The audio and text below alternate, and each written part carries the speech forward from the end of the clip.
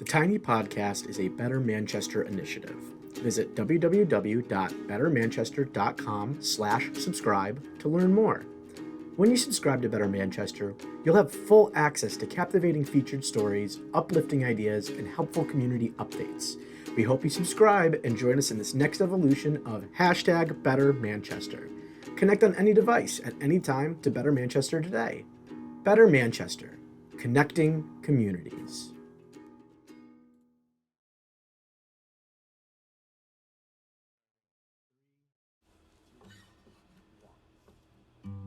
Music is a moral law. It gives soul to the universe, wings to the mind, flight to the imagination, and charm and gaiety to life and to everything. Plato. Song and dance have been universal languages for centuries. When you hear music, you don't need to know the artist to appreciate the feeling behind the song. If it's in another language, you don't need to understand the words because you feel what emotion is being conveyed. If you want to dance, you don't need to know the right steps to express yourself with movement. So, with the love for music in our hearts and the passion for creation in our souls, today we have the pleasure of speaking to Bill Ludwig, the town of Manchester's Troubadour. I'm your host, Ryan Ward, and welcome to the Tiny Podcast.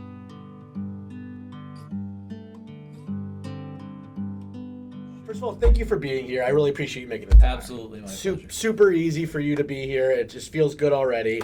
So, my first question for you, Bill, is what is a town troubadour? That's always the question. I know, right? So a town troubadour is a musical poet laureate. So a poet laureate writes poems and stories about the community. Troubadour writes music about the community and about the town, and is a resource for music for town events. I've done a couple of podcast intros and other things for town entities and local groups and all that kind of thing. So. And I offer my services up free of charge for anyone related to the town, any municipal projects or anything like that. That's Performances, awesome. that kind of thing. Yeah. So there's a video blog that Little Theater in Manchester did. I did the intro and the outro on that, which I was pretty happy with, and it's just a cappella. I did a couple of different parts. My little Bobby McFerrin thing. Oh, I love that. It's really cool. I was really happy with it. That's awesome. Yeah, Bobby McFerrin. What a treat. Bobby McFerrin's one of my favorites. How did you even end up getting into being the troubadour? Yeah, so I'll tell you the whole story. Yeah, give it to me. I started writing music in high school, 1988. I wrote my first song. Had a punk band in Manchester High. What was the name of the punk band? The punk band was called Chemical Persuasion. That's such a good name. We played a total of about 6 gigs locally, and then of course broke up, fizzled and burned, and never did it again. After that, got into the working world and all that sort of stuff. So continued to write music on my own and basically just as a side thing, but an obsession. So throughout my working life, through the 90s and early 2000s, writing songs, recording them into a boombox on a cassette, and then just moving on, writing more. And I wrote hundreds of songs over those years, but never did anything with them, and just went to work every day. 2013, on the cusp of my 40th birthday, I said, I have all these songs, and I've been writing, and I think I'm a pretty good songwriter at this point. Never shared anything with anybody, really. I said, well, if I'm ever going to do anything with this, I better do it. So the summer of 2013, going into 2014, I said, I'm gonna buy myself a recording studio. I'm gonna set it up in my basement. I'm going to do a serious project, quote unquote serious project, the best I can do. And I recorded an album. I released the album on Amazon. Amazon used to have a thing where you could upload all your files to Amazon. They'd print CDs on demand. They'd put it on Amazon Music and all that kind of stuff. It was really cool back in 2014. They don't do it anymore. Yeah. And it was fairly well received. It had a little social media presence. It got a little attention. At the same time, the first town troubadour of Manchester, Dan Thompson. I had small kids at the time, and I would bring them every year to go see Chuckles the Groundhog at the Lutz, right? And Dan would get up at the beginning and he'd sing his Chuckles the Groundhog song. And so as a budding songwriter, not really understanding how the local music scene worked or anything like that, where do I go with my acoustic guitar to play tunes? I introduced myself, and we developed a relationship over a couple of weeks and months. Dan ran an open mic, luckily enough, perfect. So I got myself out there and started doing his open mic, which was very nerve-wracking and scary for a guy who had never actually done this. And again, we developed a relationship. The Troubadour term on paper is 2 years. When I met Dan, he was in his third year. Mm-hmm. As he got into like his fourth and fifth year, he said, "Okay, we need to start looking at a new Troubadour. I'm only supposed to do this for 2 years." And he loved the role, but the time was up. So he said, "Hey, would you be interested? Well, why don't we let's get a couple people and start talking about." So anyway, one thing led to another, and I became the new Troubadour. Wow, that's awesome. So really, just putting yourself out there. Open mic night, going to see Chuckles. Just putting yourself out there. Wow. Okay. Yeah, and he was pretty excited because I was writing a lot. I've consistently released an album plus every year since 2014. So, matter of fact, it's 2022. I've released 2 albums this year. Nice. So that's amazing. Writing a lot. So would you say that that's a pretty standard characteristic for a troubadour? It would be just a creation, like lots of creation. Yeah, I think so. I think it's a compulsion, right? You have to write music all the time in every situation that you see, or every social thing that's happening, or as you watch the news, you think, "Oh, how can I express this in a way to kind of share my feeling on it?" And now I'm in a position where I can do it on behalf of the town and say, "Hey, town, here's how I feel about this, and I think this kind of represents how you guys feel. What do you think?" That's awesome. I love that. Cool. So within your troubadour journey. What would you say has been your favorite part, or one of your favorite things? So, when I became Troubadour, I was having this kind of goofy text conversation with somebody like, what do I do with this? Am I gonna, I'll go play it, when the mayor gets sworn in, or that kind of stuff. I was like, I wasn't even sure what it meant to be a Troubadour at the time, right? And so we were kind of writing. Me and a friend were texting back and forth, and one of the things I wrote to him was Troubadour to door. It was just funny to say. Troubadour to door then became a thing. How do I bring music right to someone's front door and sing a song for them? That'd be cool, right? So it became, my Facebook page then became Troubadour to door. And the idea was that every citizen of Manchester can request one song free of charge, and I will come to your house at your front door and I'll sing your song request for you. And I've done dozens of them. That's so awesome. So it's very, very cool, very rewarding. 9 times out of 10, it's someone's birthday or an anniversary, or a neighbor who they really appreciate. They did something nice, and almost every single time the person is in tears by the end of it, and it's the most beautiful thing. Absolutely my favorite thing. The most rewarding part of this whole thing was getting out in the community, going to people's houses and singing song requests for them, and just seeing the power that can have. Music is a universal language. What are some moments where you've seen the magic of music other than that? A couple of things. Yeah. The pandemic happened, and so what does that mean? Right? How does a performing musician connect with people? So we have the power of social media, and I was able to do a few things. One was I was invited to perform for one of the retirement homes in town, and I forget which one, I forget the name, but they had me stand out in their garden, and they put an iPad in front of me, and they live streamed it through the entire facility, and I sang for 2 hours, and it was amazing. Yeah. Tons of feedback online. It was great. The front page of the JI and all that kind of stuff. But it was really cool. The other thing that I did, March of 2020, at the very beginning of the pandemic, I was laid off from work. And as many people were, right? The economy took a downturn. I was in aerospace tanked, and so I was out of work for a few months. Had a whole lot of free time. So what can I do to keep my own morale up and to do something positive for the town? And so I was let go on March 17th. On March 20th, I had a little tripod for my camera, and I went out to the middle of Center Street, right in front of Cavies, stood there and put the camera in front of myself, and with the sun coming up behind me, sang the Star Spangled Banner, and live streamed it out on the Troubadour to Door page. It immediately got thousands of views, and actually got picked up by national media. Oh, wow. And went, minorly viral. Currently, probably my most watched thing. So they encouraged me, right? Okay, a live stream, I can write a song, I'll do something a little inspirational for the town. Next day I went and I set up my tripod. I have a backyard chickens. Yeah. So I stood in front of my chicken coop, and I sang a song, and I live streamed it.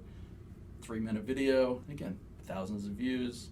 I said, okay, this is my thing. So every single day since March 20th, I've stepped outside, put my tripod up, and I've live streamed a song to the people of Manchester, and they've gotten hundreds to thousands of views every day, tons of positive feedback, and it was literal. And I said so at the time, and I continue to say so, that it's just a way for me to be kind of a cheerleader for the town. We're in dark times. Yeah.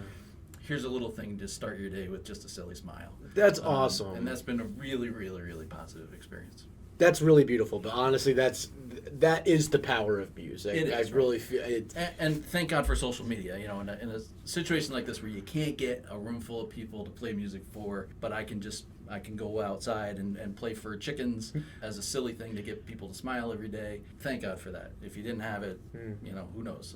And so many performers really struggled. And I'll say to this day, I have very much shied away from chasing any kind of paid performances. I want people that rely on those payments and those fees to have first dibs on any performances.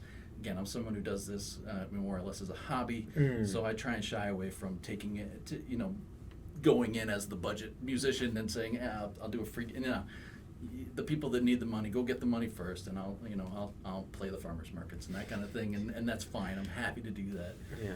What is something that you see Manchester doing with music that you want to let people know about? Yeah, so I'm also in the last couple of years, I became the chairperson of Imagine Main Street. Imagine Main Street used to do big events with tables and crafts and all up and down Main Street and all that kind of thing. We've shied away a little bit from that recently, but because there's other groups that are doing that much better than we ever did. The Spruce Street Market, the Northwest Park Market, the folks at Firestone do a really nice event, second Saturdays, the farmers market down there, all that.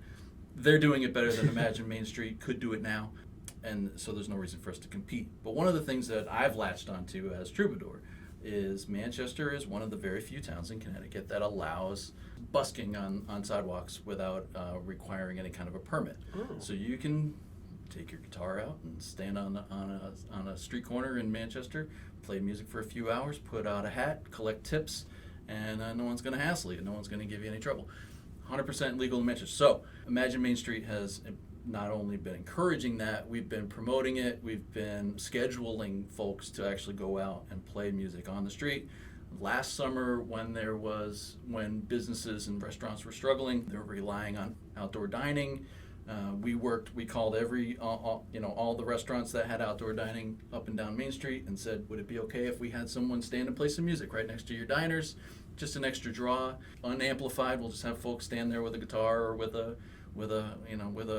mandolin or a fiddle or something, and just stand there and play some music and just entertain folks as an extra reason to come out and pay for your services. Yeah. And that worked out really well. This year, now things have loosened up a little bit with the pandemic, and we've focused on doing street side performances in front of Workspace. Again, they have a lot of gallery events happening, so just a perfect way to kind of focus and bring some attention to their arts, initiatives and that kind of thing. So right now, second Saturdays, we're doing live performances on the sidewalk, but we're also letting out all the performers know, you don't wait for us. Feel free, go out, get your guitars, get your stand-up basses, get your harmonicas, and go out and play on Main Street. Manchester allows it.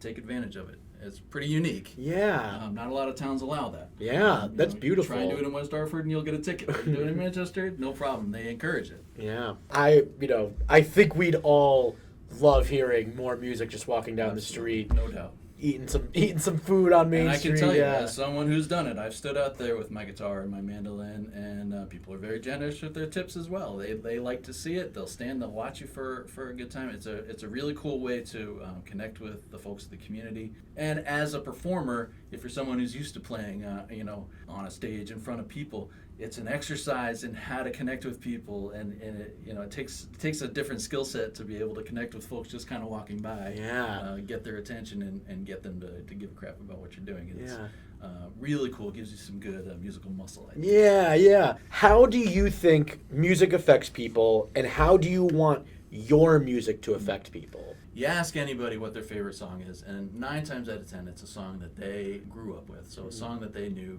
somewhere between the ages of 15 and 21. Those really emotional, powerful time of everyone's life where all those emotions are going crazy. You're falling in love, and you're breaking up, and you're in high school, and there's stress, and there's bullying, and there's all these things that are happening. And so you're always trying to connect with folks at a certain age. Teenagers, young adults, that's where people really capture and really absorb music in a way that no one else does. It's difficult for folks in their 30s and 40s to really just absorb a song and be moved by it in the same way as younger folks can. As an older guy, it's very difficult to actually connect with those folks. So that's something that I think is a challenge for everybody, especially aging musicians like myself. I do try and in the cover songs that I do, I try and make sure I mix it up quite a bit and play from all different genres, new songs, old songs, and that seems to work pretty well. My own personal original songs, I've focused really heavily in the last couple of years from the introspective, gloomy, singer-songwriter-y stuff to really brightening things up and making things sound a little more familiar. I surrounded myself with traditional music. I spent quite a bit of time digging through the recordings in the Library of Congress, the Lomax recordings of the Deep South in the early 1900s of those kind of traditional songs. And it's so interesting when you listen to those things that you hear, someone playing a song on their porch in Virginia and someone singing a song, on the street in Texas in the 1930s, and it's the same song with different lyrics, same form.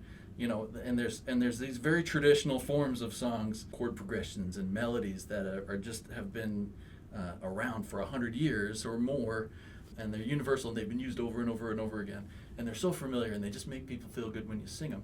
When you listen to probably my newest albums and my newest collections, that I try and I'm not copying anything, but the progressions are very satisfying in that it starts in a place and the melody is somewhat familiar, and then it ends in a place where it just feels great. It moves. And the cool thing about that is when you play something that's familiar like that, when you go out and you play a set of all originals, people latch onto it because they're like, oh, that, all right. It's familiar. It's not like I know that song. They know it's original, but they can immediately connect with it. And it's very satisfying to do, and it's fun. That's really what I've been focused on, trying to be universal, crowd-pleasing, and the goal for me is to be able to play 100% originals and have people just be, having never heard the songs before, be completely entertained and engaged. That's what I love to do.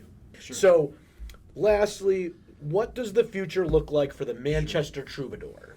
Yeah, so as my predecessor experienced, I'm experiencing the same thing.